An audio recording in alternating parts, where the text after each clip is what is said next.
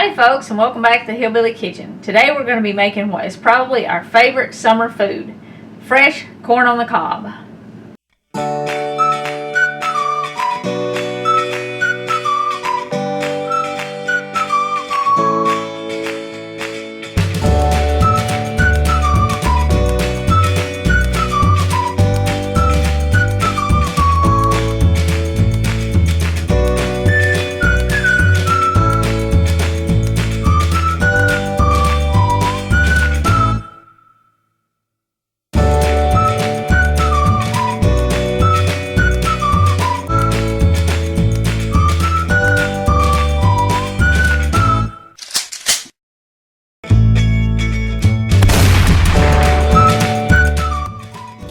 Now there are not many things that you can get a hillbilly to eat boiled, but corn on the cob is one of them.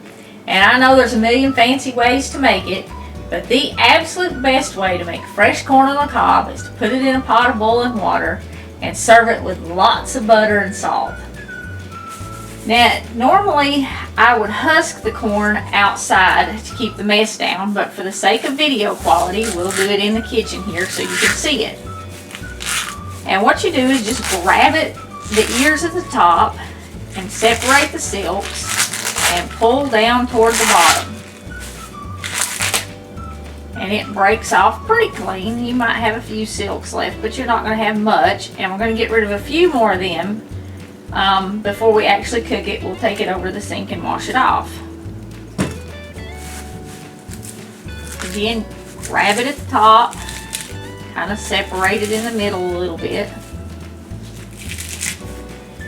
and just pull down, and it'll take most of the silks off as you pull. When you get to the end, break it off.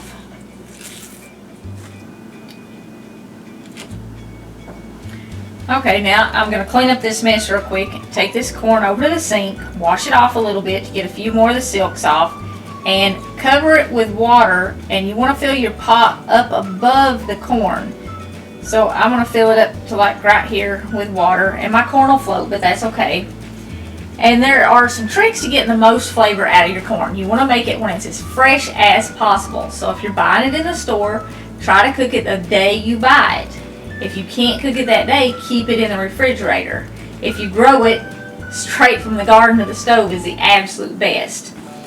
So we're hoping the corn does good in the garden this year, but we'll be back in just a second. Okay, we've got most of the mess cleaned up here, and we washed our corn off. And when you wash it off, you just want to wash it under running water. It doesn't matter if it's hot, cold, just whatever you feel like using.